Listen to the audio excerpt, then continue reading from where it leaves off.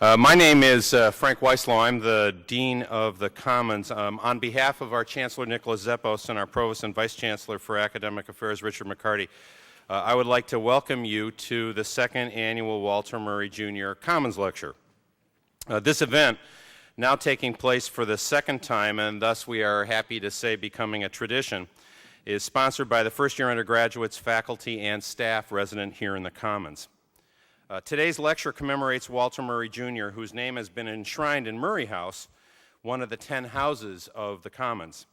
Walter R. Murray Jr., who was a 1966 graduate of Nashville's Pearl High School and a 1970 graduate of the College of Arts and Science of Vanderbilt University, was elected by his classmates in 1970 to serve a 4-year term as a member of the Vanderbilt University Board of Trust. Mr. Murray was also a founder of the Association of Vanderbilt Black Alumni. A recipient in 1986 of the Masters of Divinity from Harvard, Mr. Murray had a distinguished career affecting countless lives as a minister and community leader in Lynn, Massachusetts. He died in April 1998 and is survived by his wife, Mrs. Donna Murray, and their 3 sons. Mrs. Murray is here with us today, and I would ask you to join with me in acknowledging her and her husband's memory. So, Donna, if you wouldn't mind standing up.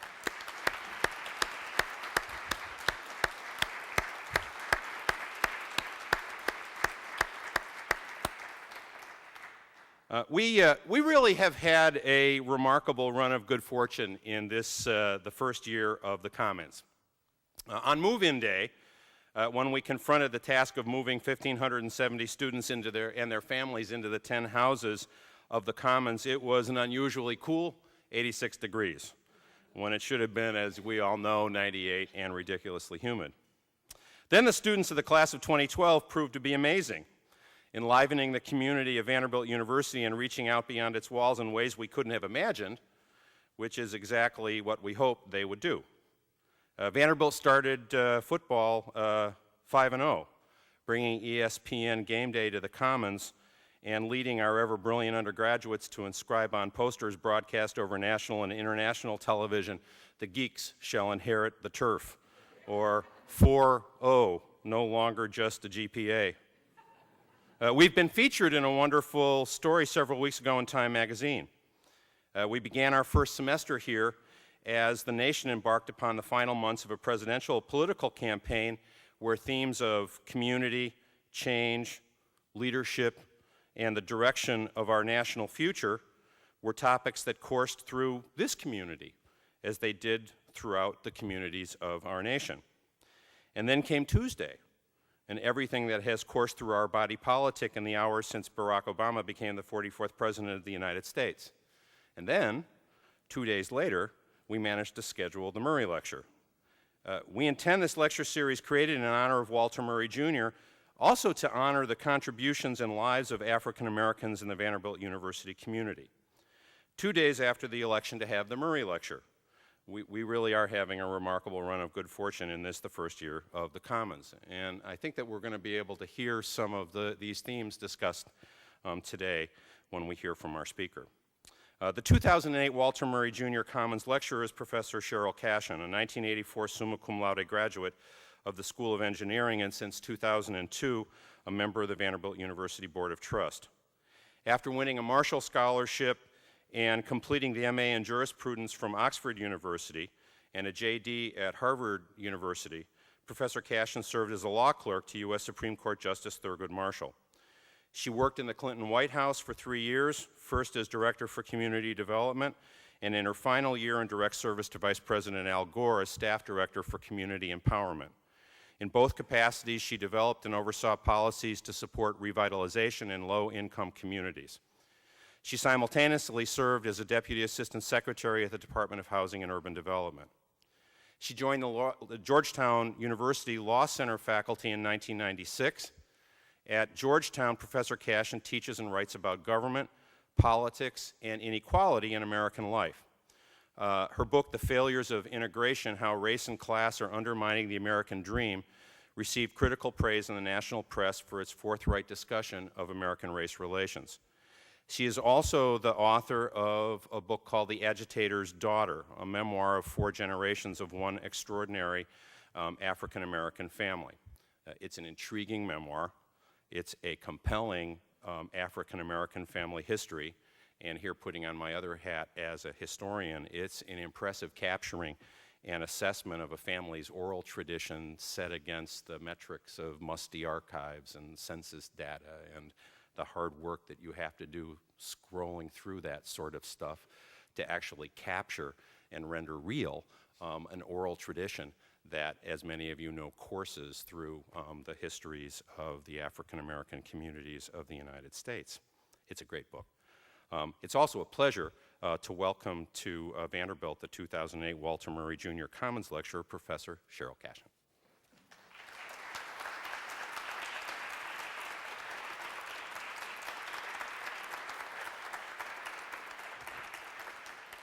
Thank you so very much, Dean Weislow and Mrs. Murray, Professor Outlaw, friends are here, Carolyn Dunlap. We're old friends, Carolyn and I. It seems I see you whenever I come, and it's great. She holds up the fort in alumni relations. I also want to acknowledge a dear friend, my mother's best friend, Dr. Peggy Alsop, who's here. She's a Nashvilleian. They went to FIST together. Yeah. She's like a second mom to me. Well, it's so wonderful to being in this room. You know, when I see this room, this was the room that all the African American organizations would have their parties in this room. So I have very fond memories of dancing to Flashlight in here, the Deltas and the AKA parties. And then, you know, walking up on the rotunda, it also reminded me of the Vanderbilt Accolade. The very first Vanderbilt Accolade occurred in my senior year. And so for me, I have this melding of the black world that I often inhabited, the black world of the Black Student Alliance, Black Greek parties, the table at Rand, and some of my closest friends here, and the integrated, predominantly white activities I was involved in, the student organizations that I participated on the larger campus, in which I also made close friends. And the beauty of the Walter Murray lecture and the Commons itself is that both of these worlds are joined, kind of like an Obama coalition. So here, we were treated to a Commons 2 days ago. The Commons, like America itself, is intended to be a mosaic of cultural experiences, and we saw that Commons in Grant Park, and if you were in DC, in the plaza in front of the White House, and I'm sure there were places here on this campus, places where strangers were hugging and fist bumping, people of all different colors, exuberantly celebrating our common Americanness. And the project of the Commons, I think, is easier today. Strangers seemed less strange 2 days ago, and the other, whatever that other be, that you may not have been as exposed to when you're in high school, perhaps a little more familiar today. And yet we still must work at it. Race relations isn't easy. It requires work and intentionality. And Vanderbilt, I applaud Vanderbilt for being quite intentional in ensuring through this lecture series that a truly diverse array of cultures and intellectual perspectives will be shared as part of the Commons project. And that is what Walter Murray's life modeled. Excuse me just a second. He was an insistent advocate while here on this campus, a perpetual founder of things. You know, the founder of the Afro-American Students Association, later the founder of the Association of Vanderbilt Black Alumni. When he saw a need to expand institutional supports for black students, he filled it as a student. And he brought his experience and perspectives to the larger community as a student leader, and later as the first African-American member of the Board of Trust. Like Obama, he managed to care about his people and care about others in a way that garnered the respect of all of his peers. And I always find it profound to think about as a current member of the Board of Trust that it was students, not administrators at Vanderbilt, that integrated the Board of Trust by electing Walter Murray in his senior year as a young alumni, a trustee.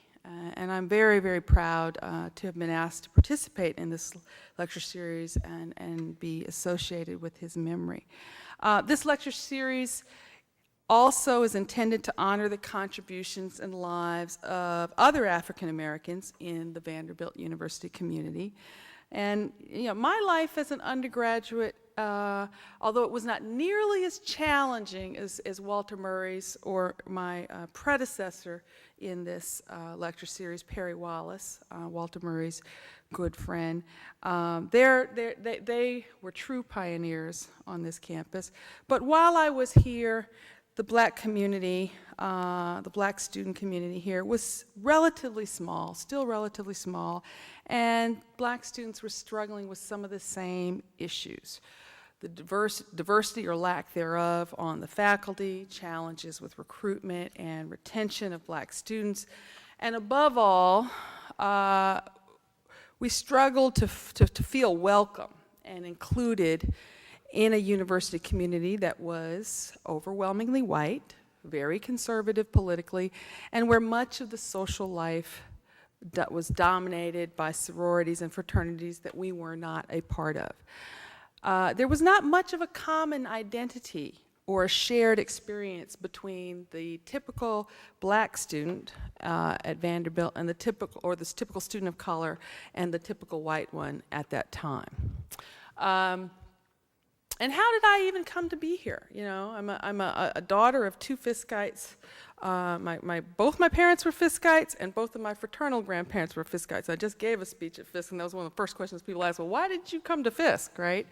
Well, we all have stories, family histories, narratives that shape who we are and what we ultimately contribute to the Vanderbilt community when here.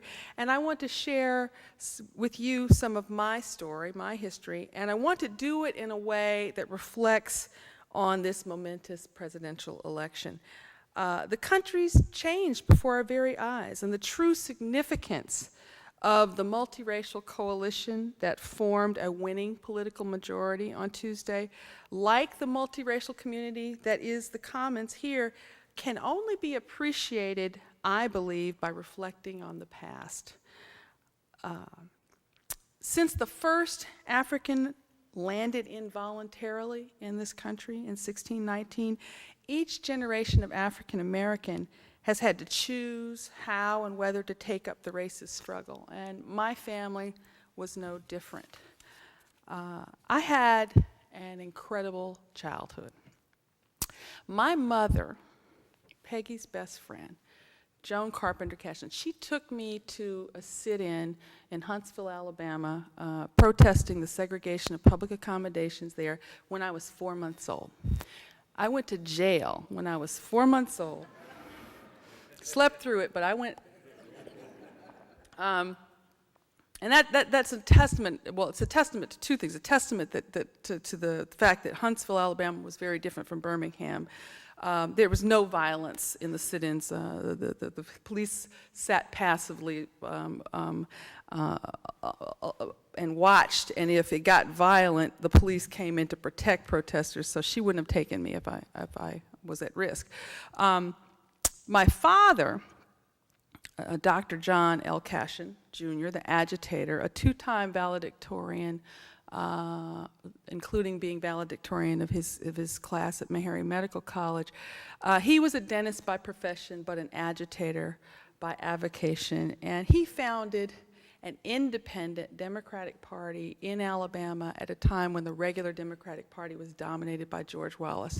And I'd venture to say that most of the people in this room have heard of Fannie Lou Hamer and the Mississippi Freedom Democratic Party, but not enough people have heard about the National Democratic Party of Alabama, NDPA, which my father poured hundreds of thousands of dollars of his own money into because of his profound belief that black folks deserved not just to register to vote, but to elect themselves. And at the time, the regular Democratic Party was still committed to white supremacy.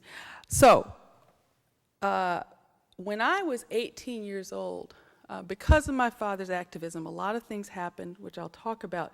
But by the time I was 18, Daddy was broke. We lost much of our wealth as a result of his activism. And I was angry. Many young people find reasons to be angry with their parents. And my dad gave me some reason. But I was struggling to figure out how to pay for college. And I waited till my mid-40s to write the book. But by that time I was no longer angry. I just wanted to understand the source of this passion. I mean, most people who are wealthy are committed to holding on to it, not giving it away. And I also wanted to understand the source of my own passions. I mean, when I was here, and I'll talk a little bit about this, I was a passionate advocate for my community, for African American students. I don't think we were African American yet then. We were black then.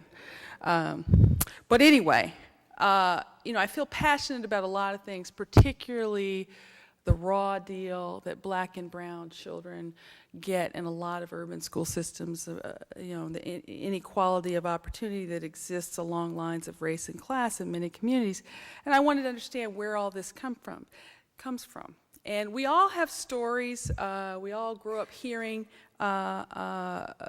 things about our past. I think the African American community is an oral culture, and here's was our story. The story I heard over and over from my father ad nauseum, to the point where my eyes would roll. I was sick of hearing this story by my 20s. But the story went something like this. The source of the passion, I found it in a character named Sheryll V. Cashin, my great-grandfather. But in the family lore, Sheryll V. Cashin, my great-grandfather, was the first black lawyer in the state of Alabama and the architect of Reconstruction. And the story went like this.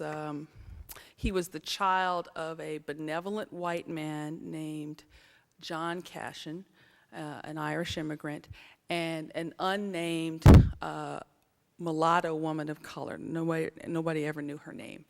And in the story, they formed a family in the Augusta area in the 1800s, and this benevolent white man, John Cashin, sent his colored children north to Philadelphia in the 1850s as secessionist sentiments were heating up, out of fear that his white slave-owning brothers would sell his colored children into slavery should something happen to him.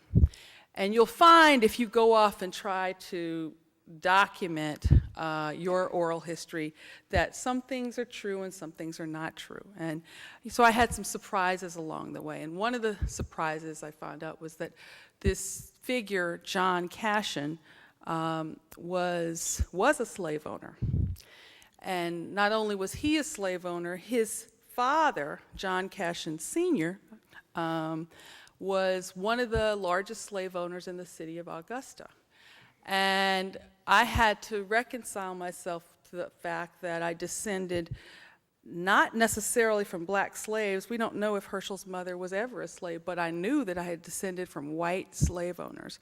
And it got deeper when I had to contemplate that my family's relative advantage, the fact that I'm the fourth generation of Cashin to get a law degree, that we have generations of Cashins who managed to go off and get higher education, that our relative advantage is born of wealth from slavery.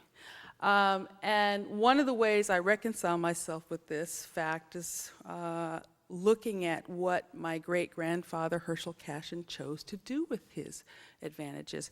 I talk about in the book how this mulatto man chose a black identity, chose to identify with his lower-income brethren, and chose to be an agitator. And I discover where that sensibility came from him, for him. He was educated at the Institute for Colored Youth in the 1860s in Philadelphia, which is now Cheyney University, the oldest historically black college in the country. And that the boys' department of that school was headed by a giant named Octavius Valentine Catto. And if you've never heard of him, I encourage you to Google him. Catto was the Martin Luther King of his generation. I mean, most people think of the civil rights movement as beginning when Rosa Parks refused to give up her seat.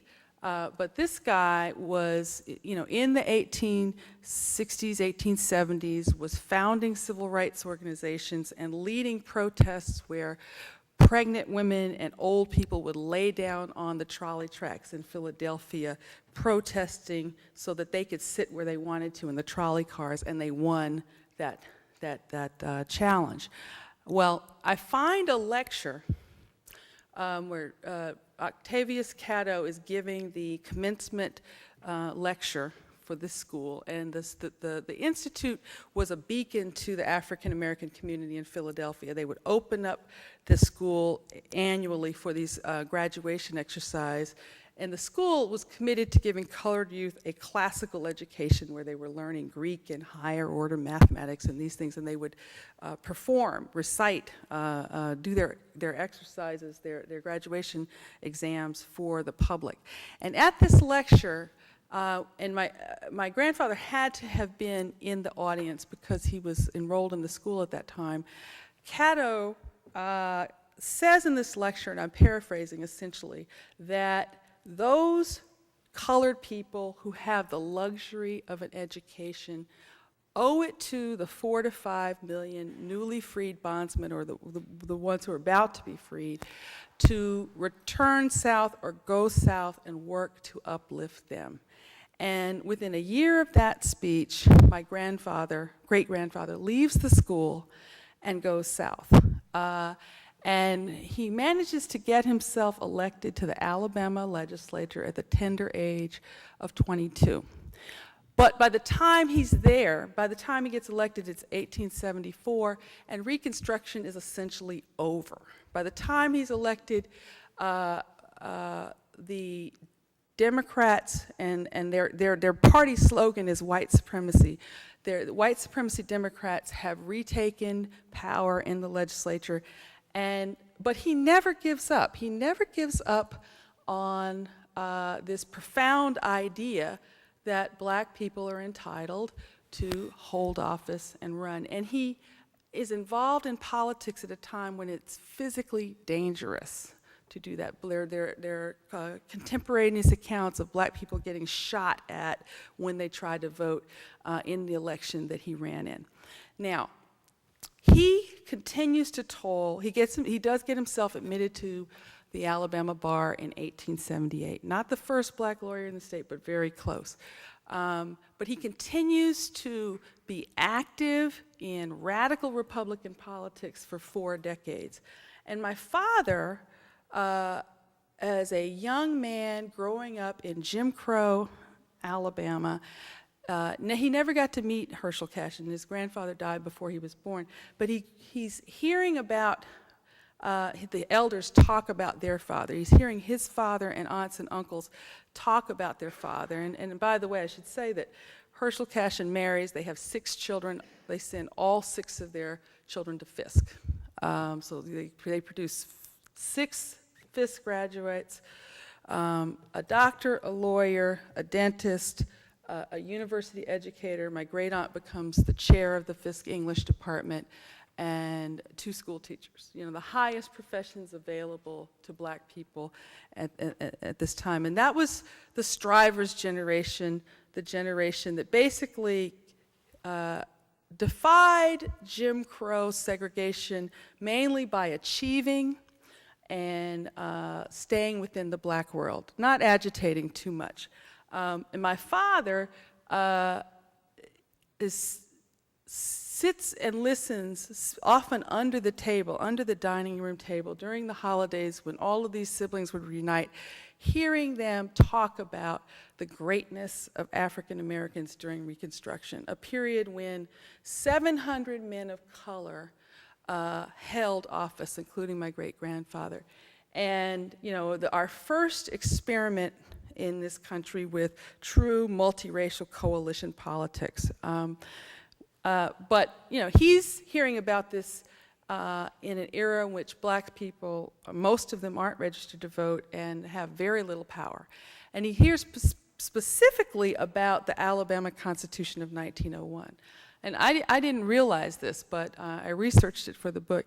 In 1900, 180,000 black people were registered to vote in Alabama. By 1903, as a result of the Alabama Constitution of 1901, which all the Deep South states did this, they disenfranchised black people and working class and poor whites by using subterfuges like poll taxes, literacy tests, et cetera. But within 3 years of that Constitution, only 3,000 black people were registered to vote, you know. And he hears his father especially, you know, his anger about this. And he makes a formal pledge to the family at a Thanksgiving dinner. He and his brother, who's named after the patriarch Herschel, they pledged about the age of 11 and 12 that they're going to finish Grandpa Herschel's work. They're going to recapture the greatness of our people. And, you know, all of his aunts and uncles, they smile and say, yay, attaboy. You know, but he meant it. That became the animating force of his life, and he often said he never intended to get married, but he met my beautiful mother, and you know, couldn't resist. And he does marry her, but he married her on the condition, and she was a child of privilege, a child of a PhD, my grandmother, and a medical doctor. Lived in New Jersey, but he married her, and they had a condition that she would come to Alabama and help him change it.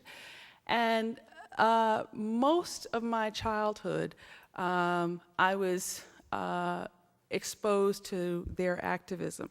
Now, to give you a sense, I mean, we've had this beautiful week with democracy, the beauty of democracy and the fruit that it can bear.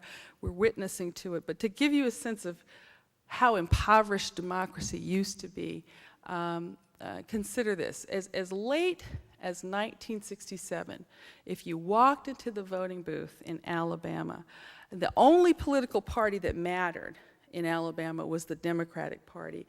And if you were, in 1967, a couple of 100,000 black people were registered to vote for the first time in the wake of the Voting Rights Act. And if you're like this giddy new voter who's never voted before in your life, you walk into the voting booth, and the official slogan of the Democratic Party was white supremacy for the right. They were still trying to hold on to that order. And my father and other progressives that he spent time with, and he spent time with a lot of different types of people, black and white, who were committed to being change agents. They figured out that you could charter an independent party for about $25. But what my father didn't realize is he was going to end up footing the legal bills to go all the way to the Supreme Court. The Supreme Court of the United States ended up ordering the state of Alabama to put these candidates on the ballot. Well, in the book, in the opening chapter of this book, it's 1970, and I'm 9 years old, and I'm going around the state, the black belt of the state mostly, with my father and family. Seemingly to me, it seems like we went to every black church in the black belt, sometimes 3 or 4 in a day.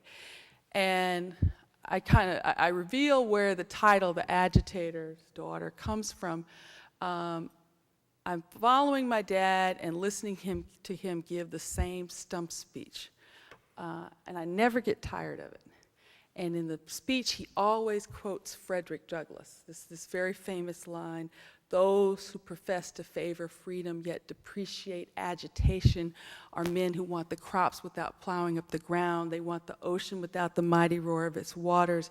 And going to the famous punchline, "Power concedes nothing without a demand. It never did, it never will." And he was saying this to dirt poor black sharecroppers.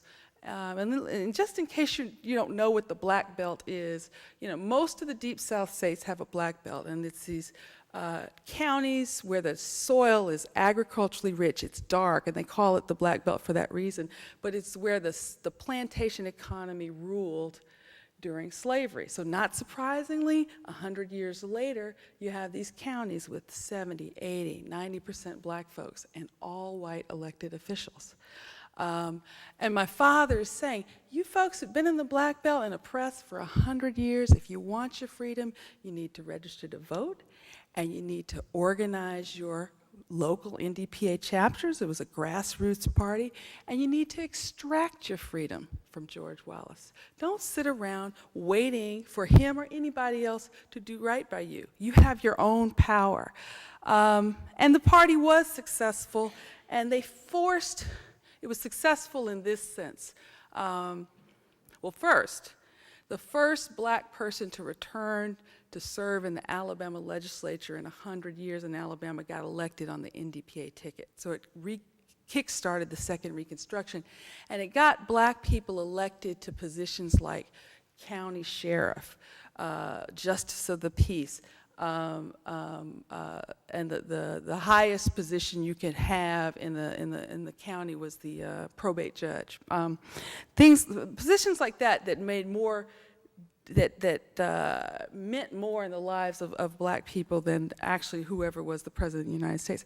Well, the Democratic Party quickly began to reform as a result of NDPA. And to give you a sense of, the kind of vision they had, the party was not this was not the Black Panther Party, and much to the chagrin of some people who were active in the party, it was a multiracial or biracial at that time party. There, about 10% of the people in the party were white, but they sent a delegation to the 1968 convention, the Democratic National Convention in 1968 in Chicago, that represented the kind of ideals we may now take for granted, at least within the Democratic Party, that was half black, half white, half women, half men. And within a couple of years of them, challenging the party in this way, both the Alabama Democratic Party and the National Party adopted rules for representation at the conventions that reflected these kinds of ideals. Well, so the party was successful, but a lot of things happened as a result of his activism. And I'll give you a little bit of, just a little window onto it. Within the space of a year and a half, the city of Huntsville took my dad's dental office by eminent domain and put a parking lot there. The private plane that my father owned and flew himself, if there's anything to do with black people in politics, my father would just get in his plane and fly.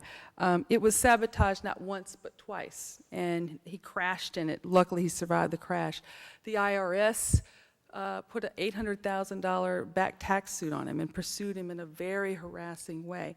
And this had a lot to do with why we lost our wealth. And I didn't inherit, the book is really about my emotional inheritance. I didn't inherit any money from Daddy, but ultimately I inherited two values that sustained me, and it's part of the reason why I was able to be very successful here at Vanderbilt and come to Vanderbilt. The short answer about why I came to Vanderbilt is I needed the money, and I got an honors scholarship. Vanderbilt was my financial parent, and if Vanderbilt asked me to do anything, I'd do it, because Vanderbilt was my lifeline to opportunity, and I'm very, very grateful. But the two values I inherited, one was this agitator's creed.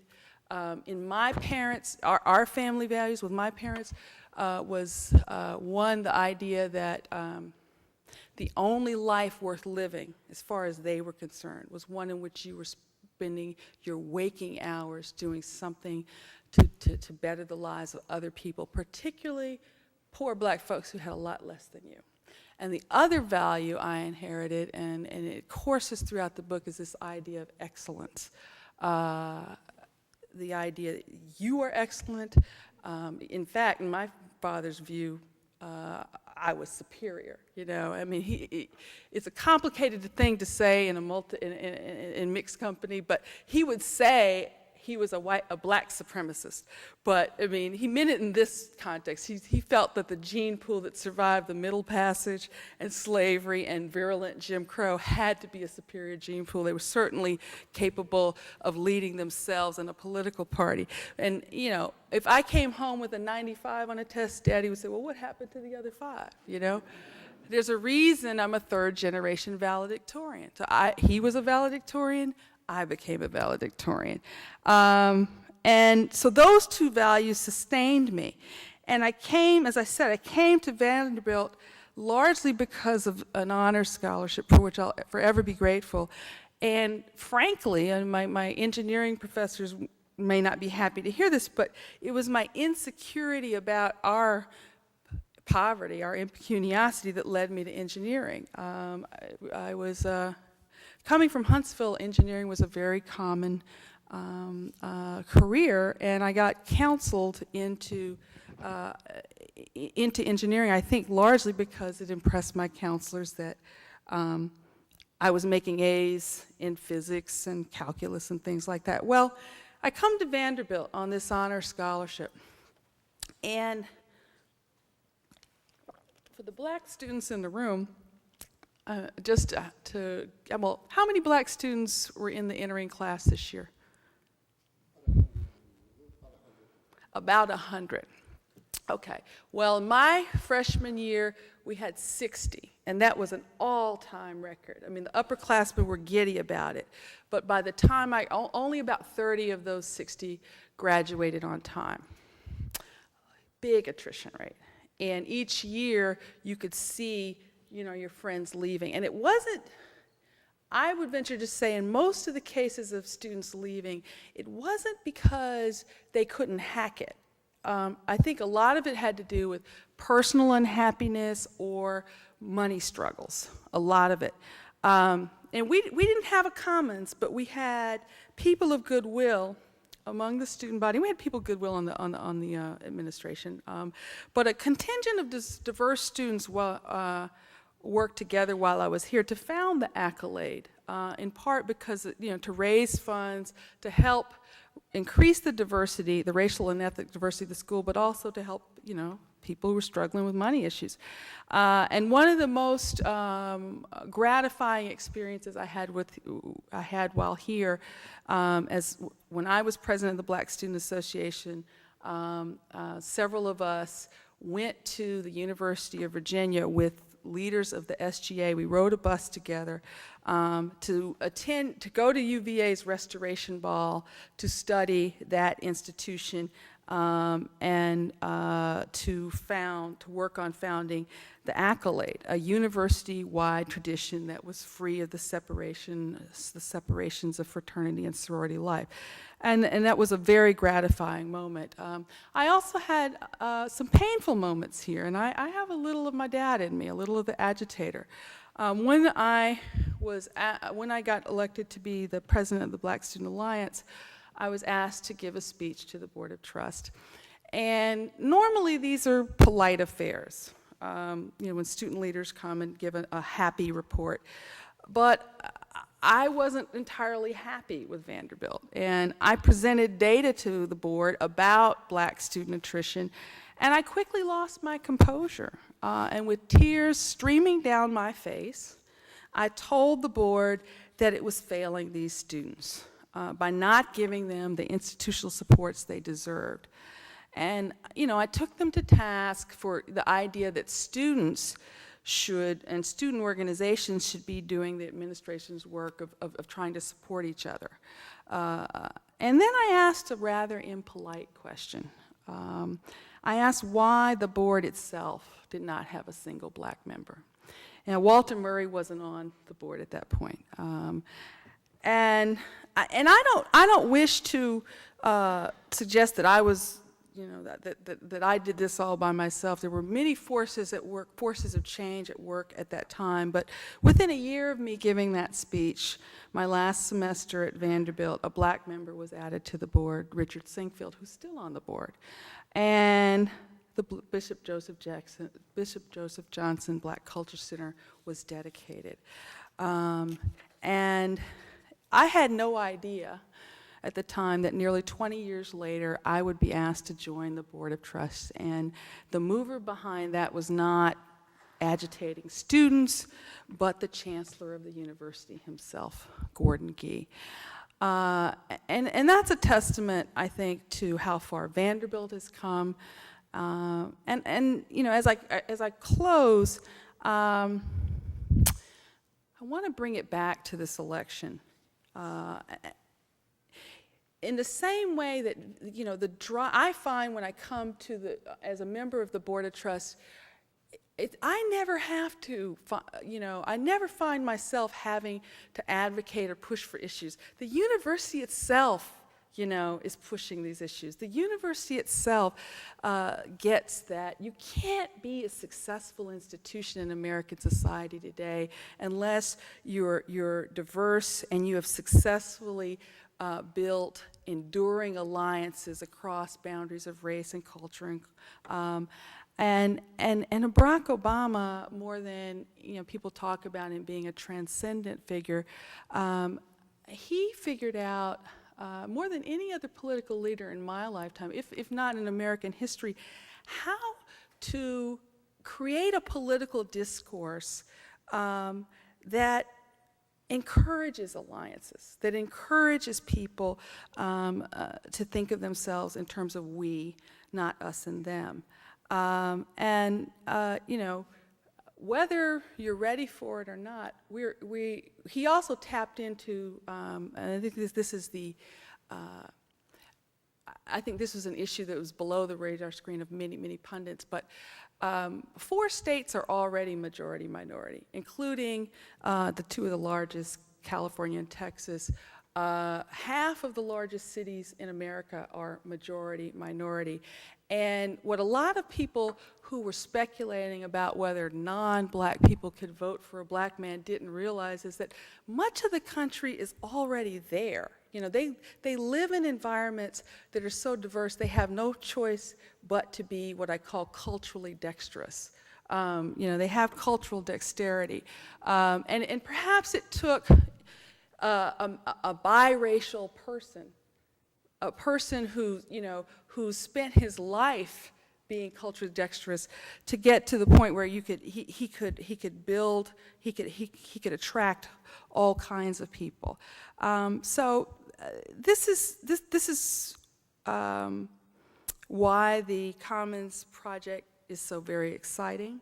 And it's my hope that the next generation, those who are students in the audience who are currently making their way through Vanderbilt, will choose often to enter this diverse fray, to build alliances and coalitions, not just to gain understanding of people who are different from you, but to tackle the major challenges of your time. Because after all, as Barack Obama has taught us, you can't do anything in terms of public policy concerns unless you can get to 51%. Well, thank you so much.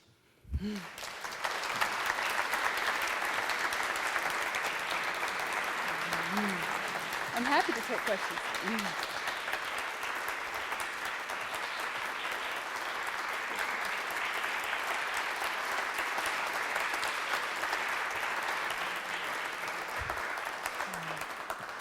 We have time for some questions. If what our directors call the comments stage of things, anybody has some questions or comments they'd like to make, I'll leave Sheryl to pick them out. I'd like to get some ideas on how you research and so forth, going back to find out what's history on the family and so forth. I mean, much for how to prove and all that, but we have to get to some archives. Right. You were a football player when I was there. Is it Rod? Rod. Right.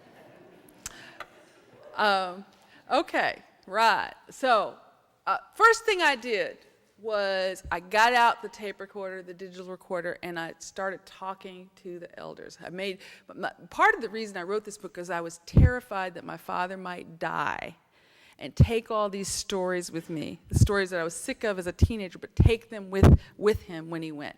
So I talked to him for many, many hours.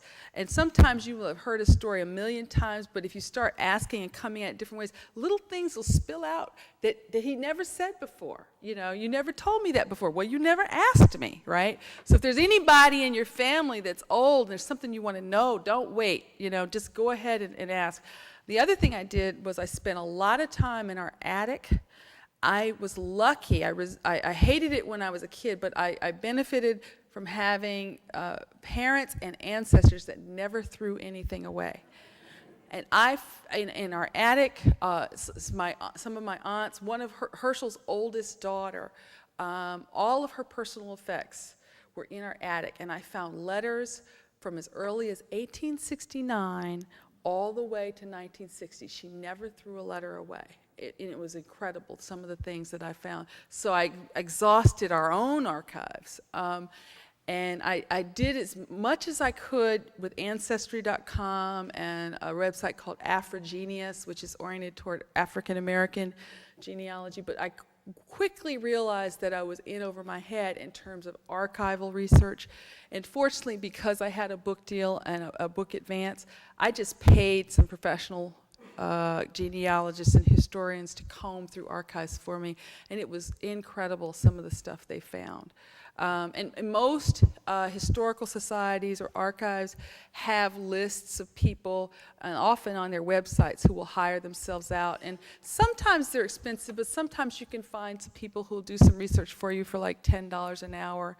And if that sounds like a lot, you know, you could get your family to take up a collection, you know, if your genealogy is important to you, and pay somebody to research it for you.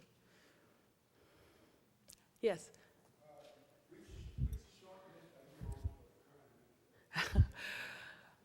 I'm the mother of 23-month-old twin boys, Logan and Langston, my heart. And it's actually refreshing to be in Washington and not want a job. I did that, and I'm glad I did it, but I know the toll that it takes.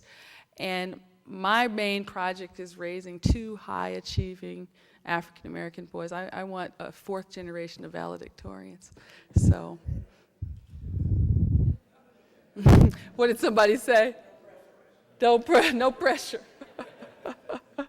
We'll see. Yes, Carolyn.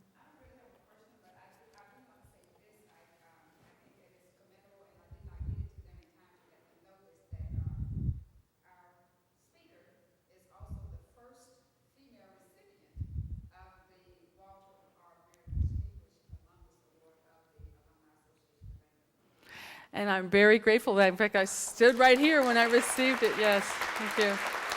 No. It's a wonderful relationship. You know, there were you could tell from the speech, while I was here, there were times when I was very ambivalent about being here, but it just keeps getting better. You know, I love Vanderbilt more and more. You know, it's a wonderful place. Well, if there are no questions, I do have books to sell if anyone's interested in buying books. And we also have a receptionist to give you food and whatnot downstairs in the lobby of this building, so where there are also, in fact, books to sell.